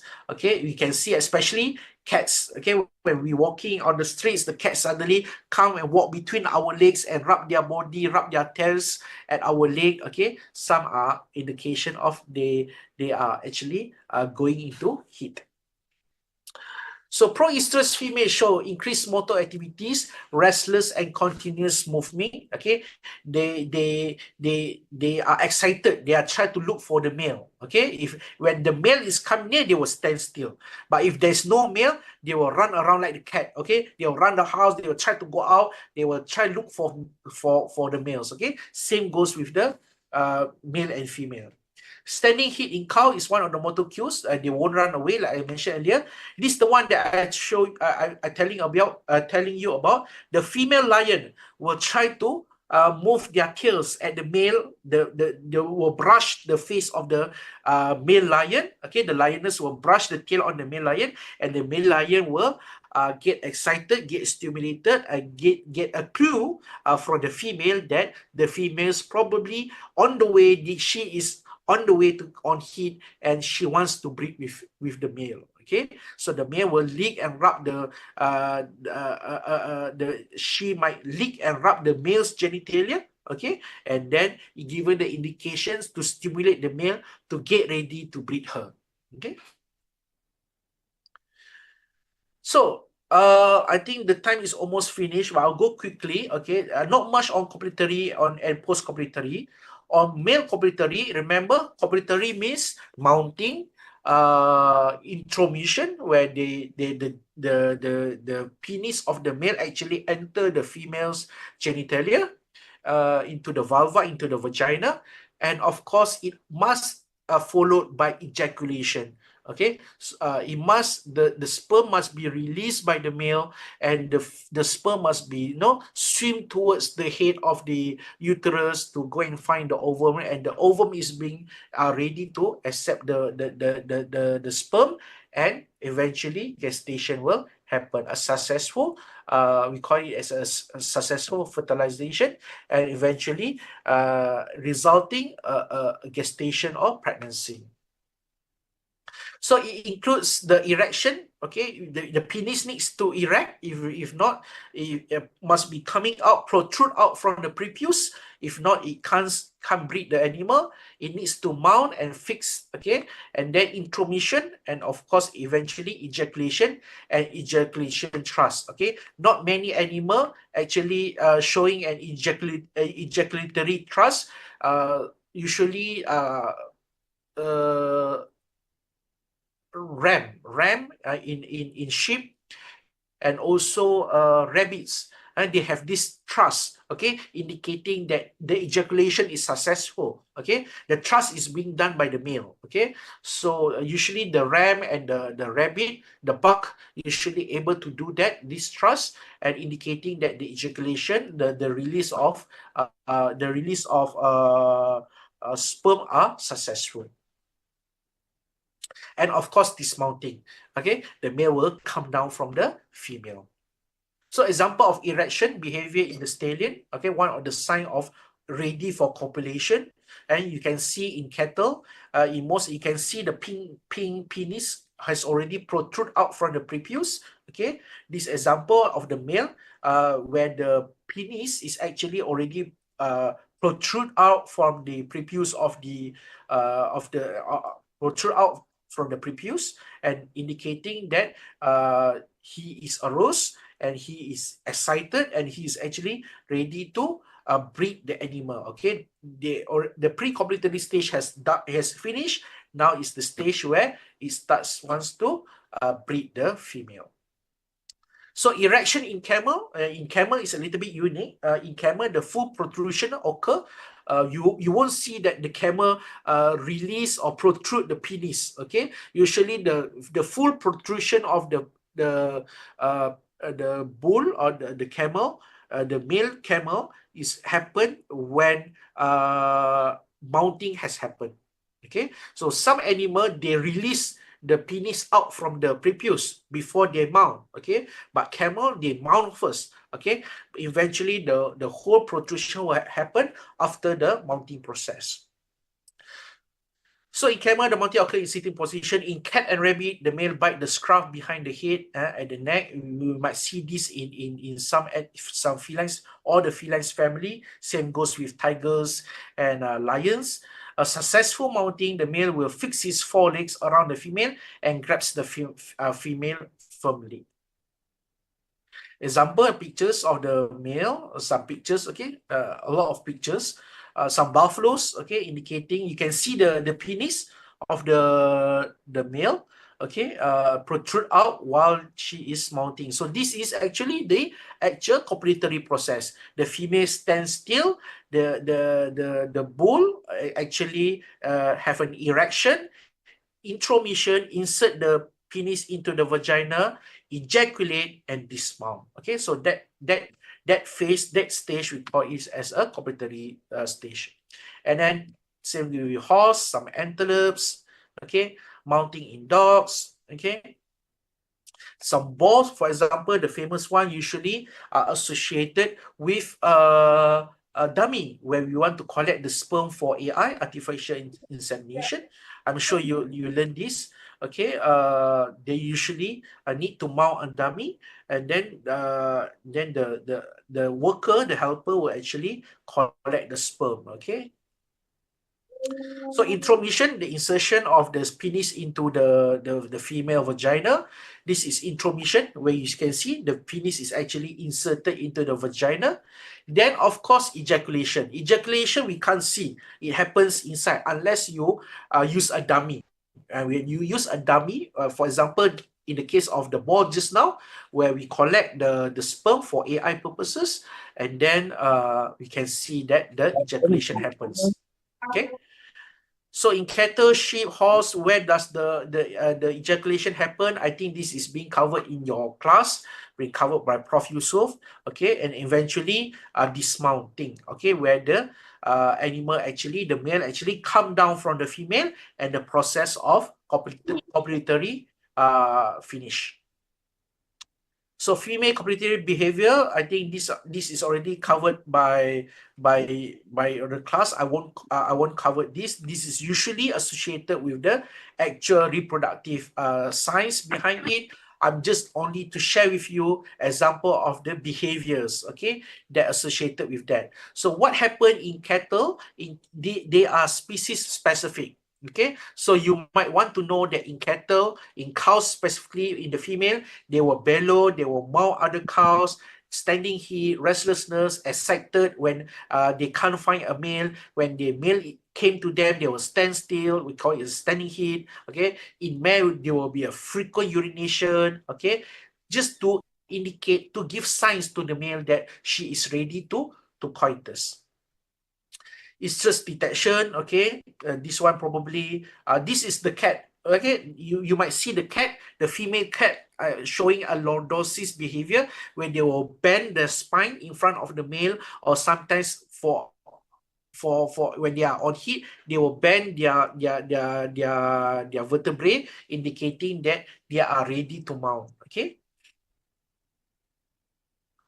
When the male approach the female, standing heat as in the farm animal, okay, the female cat, the rabbit, the swine will show a lordosis, and they arch their back, and the tail is present and turned into one side, opening the vagina, the vulva region, and preparing for male to mount them.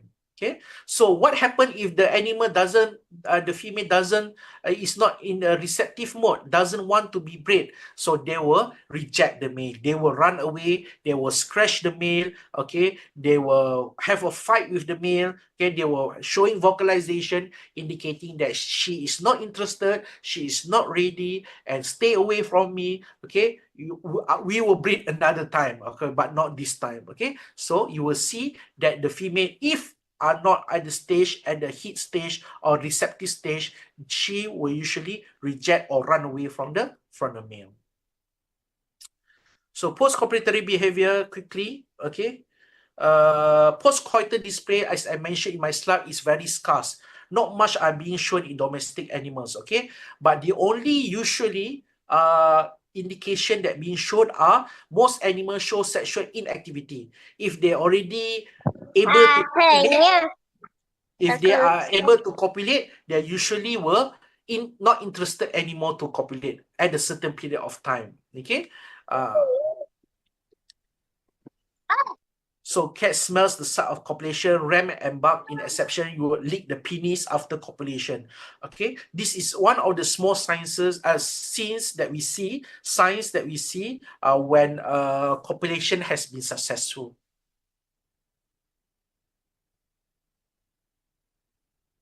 I think I about to finish. I think frequency of preparations.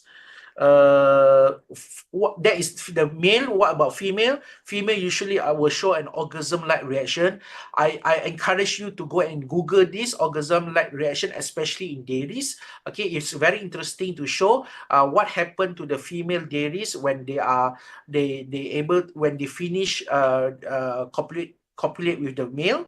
Okay, they show a urinating posture. They will arch their body, especially the female after copulate. They will arch the body and they will elevate the tail and starts to urinate, and this happened in several times. Okay, so that is one of the signs, animal behaviors indicating that is one of the signs shown by cattle when there is a post-copulatory behavior.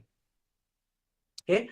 In regards to queen, as I mentioned earlier, as the male withdraw his penis, usually the male, we will see, right? We did see in the YouTube, in the Animal Planet, in National Geographic, whenever mating has been successful in the feline family, whether it's tiger, lion, or just the domestic cat, usually the female will turn around and try to catch the male because mating in the feline family is very painful due to the spike. Okay, the spike of the male penis is very painful, and then when the female retracted the penis out from the female, this caused the female to become aggressive and try to inject the female. So these are some of the examples that are being shown by the female when a post-copulatory signs when the copulation has been successfully done. Okay, so these are the signs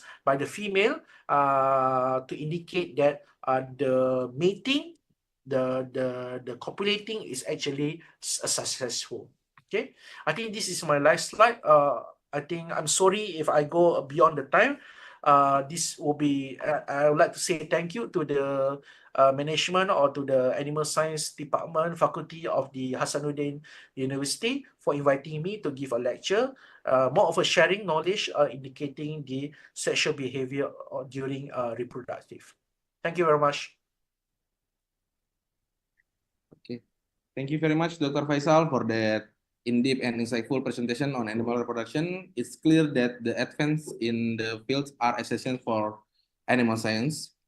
Now we have come to the Q&A portion of our session. If you have any question for either of our speakers, now is the time of us.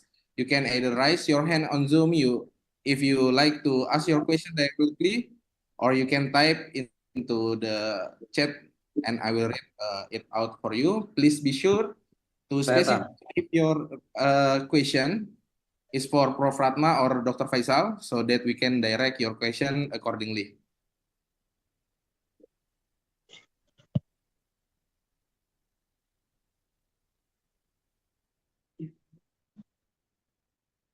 Okay, Mr. Farulawan.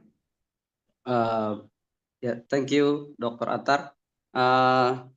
Assalamualaikum, Pak Dr. Faisal. Waalaikumsalam warahmatullah. Ya, perkenalkan, my name is Fahrul Irawan and I am a lecturer in Hasanuddin University, Faculty of Animal Science. Thank you for the great talk. It's really many insights that can pick from your speech, and because you are not only mention about the livestock animal, but also the wild animal. So that's very, very good for us. And I had experience a few years ago when I'm doing my PhD project in Australia. I use RAM for my research, and initially I had to choose 15 RAM from 30 RAMs for to including in the treatment, and I have to training the RAM, and I evaluated I evaluate the the whether they have a good desire and libido, and I just training with the youth. And then my problem at that time was the majority of the RAM didn't show any sign of good libido or good desire to the you, because initially I want to collect the sperm or the semen using artificial vagina, but I couldn't get 15 RAM to that has a good desire or libido on the you. And if I'm not mistaken, I just got 7 or 8 RAMs that showing the good libido or good signs of desire on the you, because most of them when I put the you on the platform, and they didn't want to mount, sniff the vagina of the you, and then of the sign, and they didn't show any sign of good sexual behavior. And my question is, what's your thought about that case, and what's the factor that make the majority of the RAM didn't have a good sexual behavior? And finally, I changed the method for collecting the semen by using electroejaculator, and uh, yeah, that's my question. And if you want to share your thought about that, and I much appreciate it. Thank you. Thank you, Farrell. So eventually, when you use the ejaculator, do you successfully get the sperm? Yeah, but not too much, like 1.5, maximum 2 less than 2 milliliter. Okay, another question I want to ask is that what breed of sheep is that? What? What breed? It's merino rams. Merino. Okay, so my thoughts on this. Okay, I need to look into details and listen to all that. Okay, my thoughts on this is that the breed merino lambs is very difficult to have a good libido in the male. Okay, all right. That's generally a merino. I already suspected merino. Merino is usually the problem. The male is usually difficult to have a very good libido. This is the general attitude. Okay. Number two, it could be diet. Okay. Usually, the diet of the ram or any male animal give an indication, because usually in these temperate weathers, they tend to eat a lot, and merinos being very fluffy and all that, they have the very best diet. They eat a lot of all the nutrients are perfect until their body score is very perfect. This is actually not really good if you plan to get a sperm from them or to increase the libido, because due to the high diet, high good quality feed, the testosterone level will be reduced, you see. Okay, and it caused that they have no intention, dia tidak berminat hendak, dia hanya mau makan. Okay, and then one of the signs is also temperature. Temperature play a role. You try to manipulate the temperature. I know merino is a temperate breed of sheep, but usually a temperature, diet, and also the dominance.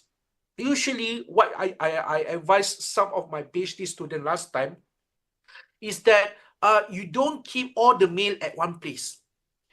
Okay, you separate them and you share with them several females. Introduce them just next door. Put the female next door. What happened is that within the male, if you pull all the male, this is my thought, my personal view. If you put all the male at one pen, they will start to demonstrate a dominance. Okay, this is more alpha. This is I'm not ready. So my breeding job is to the alpha male. I will focus on eating. They have a social hierarchy within them in terms of behavior. So my advice is that to separate the group of the male merinos ram and try to reduce their diet. Usually diet is a main factor. Body condition score that is 4 or 5 usually indicates that very poor libido. This is my experience. It could be other factors. We need to discuss and see. But this is what in my thought right now. The merino breed, it is a problem from last time. Second is the diet. Third is the social hierarchy, the environment. How you control the environment. If you keep all the male in one pen, there is high chances that only 1 or 2 or maybe 10%, 20% are active. Others are all become the female of the pen, and they won't interested on the female anymore. So that is my thought. Okay, thank you, Pak Doctor. It is answer my curiosity for a long time. Yeah. But merinos Alright, is thank you always so a much. problem in regards to Yeah. the libido. Yeah. All right, thank you so much. Yeah. Okay, thank you for the question, Dr. Fahrul, and the answer, Dr. Faisal. Let's move on the next question from Dr. Reni Fatmiutami to Prof. Ratma. Dangke is traditionally made in Nrekan district. This product is very popular even in Malaysia, but unfortunately, Dangke has the disadvantage that the product is not durable. Is there a technology make this Dangke produce have a long period of time? Please, Prof. Ratma, for the response.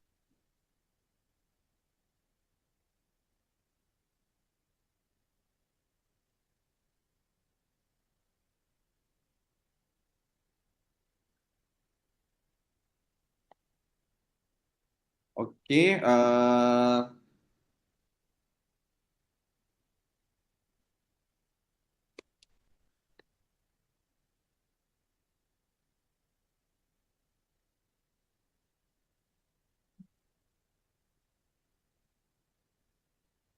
Okay, while waiting Prof. Ratma, we move to next question. The question from Saddam Suliman for Dr. Faisal. What is the modern technique used for studying or observe sexual behaviors of animals? Right. Thank you, Saddam, for the questions. Not much has been done. Okay, when we're talking about behavior, we're talking about monitoring, we're talking about observation. So probably the latest technique we use is usually video recording. Okay, when we're talking about wildlife, usually AIs, a lot has been used. Drones has been used to monitor, to study those recorded CCTV has been used to record the sexual behavior of animal. But usually the one that are challenging are those that happen in the wildlife. A lot has been done where we require the help of zoologists and the AI experts and the drones operators to help us to get some good qualities videos, especially the challenges is to record or to get them during the night time.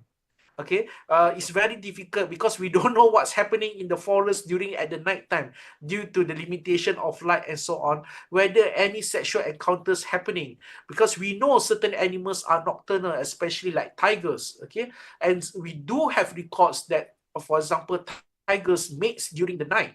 So how do they detect? Okay, is it chemical? Is it pheromones? And they live, tigers live alone. Okay, they only meet each other during mating. So how do they do that during at night? Okay, how maybe they can see during at night, but where does it happens and how do we know it happens? So this is some of the challenges that we hope to get the help from the AI, the experts, the operators, where we able, because the old fashion of cameras tracking, where we put cameras in the trees, okay, to snap pictures or to record videos, sometimes is not successful or is not sufficient for us to better understand the sexual behavior. We are unable to go near to them because they are predators. If it is monkeys, if these tame animal, ruminants, we able to stay near to them. But when they are predators like the felines, okay, those wild animals like the gorillas, sometimes it is really challenging. So we need to have some modern techniques like sophisticated AI technology tracking to track them and to video record them on the latest techniques on to understand better their sexual behaviors. Okay, thank you, Dr. Faisal, for the response. Prof. Ratma is still with us.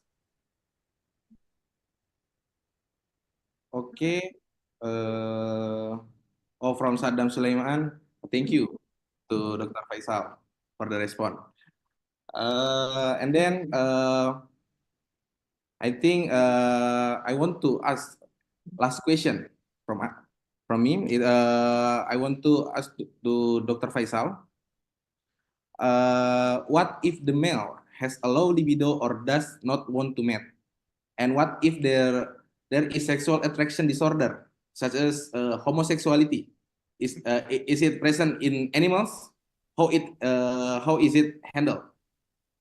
Yes, homosexuality happens in all species of animals, okay? But I didn't talk about homosexuality because that one usually are being covered under abnormal behavior, because homosexuality is categorized under abnormal behavior. For example, they didn't get females, okay? They didn't get exposed. If they have females, they won't show asexual behavior, okay? They won't able to show homosexuality behavior. But when you deprive them from females, they will start to show homosexuality behavior, and that happens. We can control them by exposing them to females. Okay, well, that is another separate topic, because homosexuality in animals are being treated as abnormal behaviors. We don't call it as reproduction behaviors. For us, reproductive behaviors are the male and female in the objective where they meet, they breed, and eventually successfully produce a new offspring. That is reproductive behaviors. Homosexuality, yes, it happens, but it is categorized under the abnormal behavior. Okay, that's number one. Number two, what to do to those poor libidos? For me, if you can cull them, you just cull them, because it is a waste of food to keep them. But for example, you might say, oh, we cannot cull them because this is an expensive cattle, this is an expensive bull, this is a very expensive stallion I bought for how many trillion rupiah from Arab, okay? So the best that we can do, if they have poor libido is one of the signs where we cannot increase, because this is sexuality. Okay, people try to give hormones and all that, it doesn't really work if it is really a problem. So my advice, whenever you have a good breed of animal but you have a poor libido, you have to practice AI. Use them to collect electro ejaculator, whatever it is. Okay, keep the semen for future generation, to sell the semen for AI on that.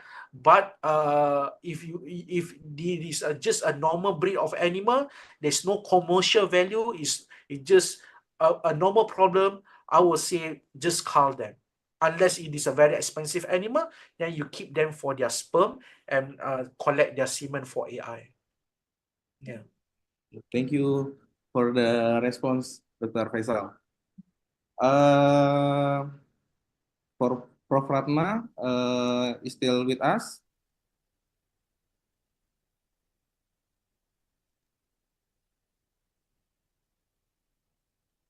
Okay, we wait for Prof. Ratma for a few minutes.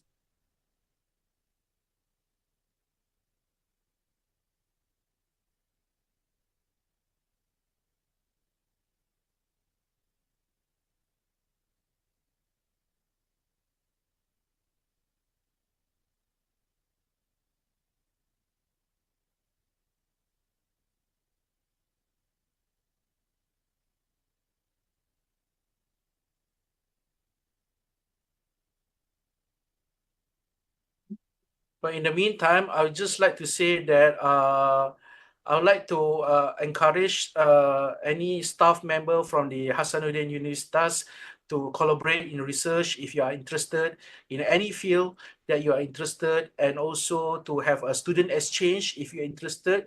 You can do it with University of Sultan Zainal Abidin, because if I'm not mistaken, we have signed a lot of MOU with all the universities, both animal science and veterinary university in Indonesia.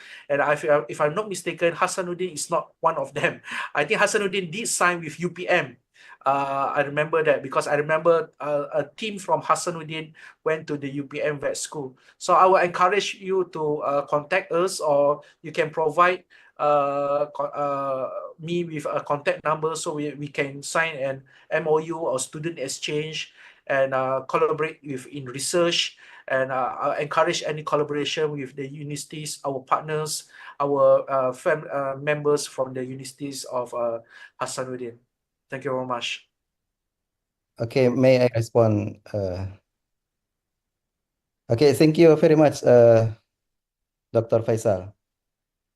We already arranged MOU between Hasanuddin University with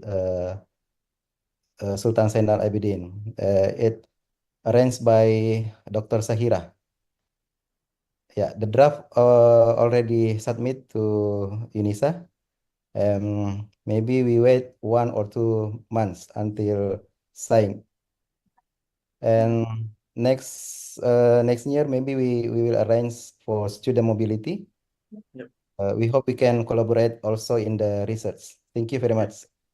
Yeah. Not only research, we can do a joint research And, or joint conference. okay. Usually we allow a lot of students, not only the docents, also the students. We encourage them to present their final year project works. We will have a joint collaboration between research between our undergrads with your undergrads, so that we can sharing of knowledge and expertise and so. Okay. Yeah. I know Dr. Shaira is going to in there. next Thursday, Dr. Sahira will come to Hasanuddin University, and maybe Yeah. we will discuss a lot about that. Yeah, inshallah. Inshallah, yeah.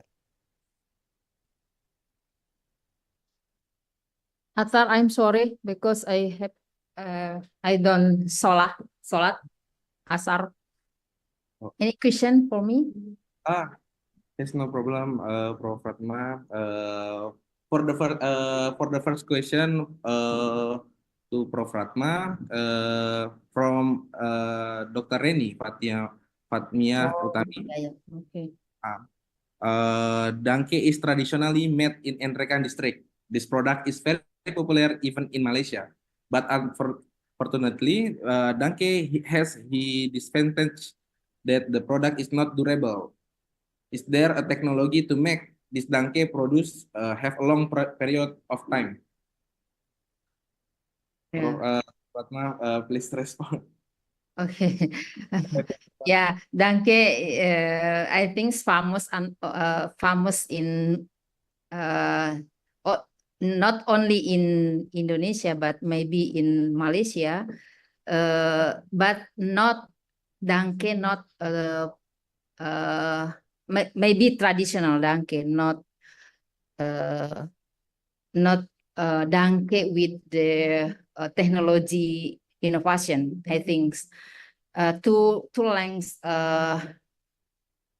duration of storage.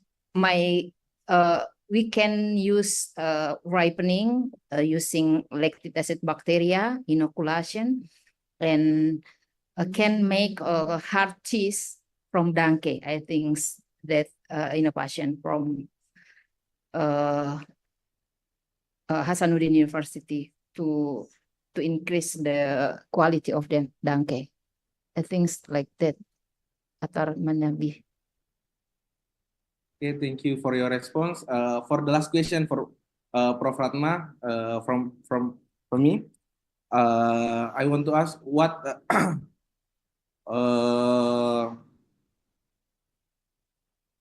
okay, what makes Dangke different from other cheese? For example, its advantage over cheese from Europe. Please, Prof. Ratma, for the response. I think same with the usually cheese making, but for develop the Dangke, we use beeswax coating to extend the storage time. So also use ripening with lactic acid bacteria isolated from Dangke. This different, I think, with the Europe cheese. Okay, thank you for your response, Prof. Ratma. Thank you to everyone who participate in the Q&A session.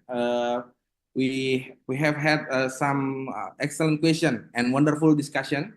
A special thank you to our speakers, Prof. Ratma and Dr. Faisal, for sharing their expertise with us today. I believe we have all gained valuable insight into both traditional food products like Dangke and the important advances in animal reproduction that are shaping the future of agriculture. Before we end this session, it is an honor recognize your outstanding presentation today on behalf of Faculty Animal Science Hasanuddin University. I am proud to present you with the certificate symbol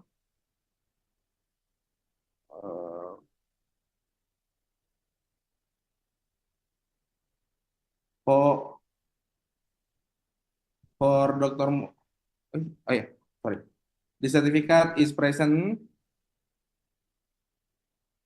to Prof. Ratmawati Malaka. And then I want to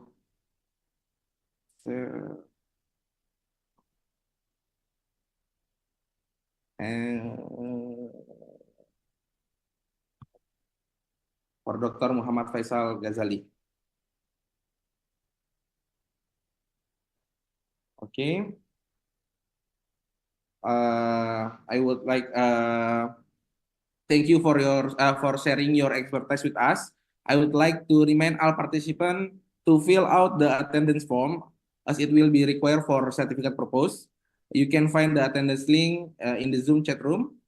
As we come to end of today's session, I would like to extend my heartfelt thanks once again to our speakers and all the participants who have joined us for the summer course event. Your enthusiasm and engagement have made this session truly special. We hope today's presentation have inspired to continue exploring these fields. We look forward to seeing you in the upcoming session for our summer course. Thank you and have a great day. Thank you, everyone. Thank you. Thank you, Dr. Atar. Thank you, Dr. Faisal. Thank you. Thank you, Dr. Reni. Assalamualaikum. Thank you, everyone. Thank you, Prof. Ratma. Thank you, Dr. Faisal. Assalamualaikum. Waalaikumsalam warahmatullahi wabarakatuh. Berapa orang?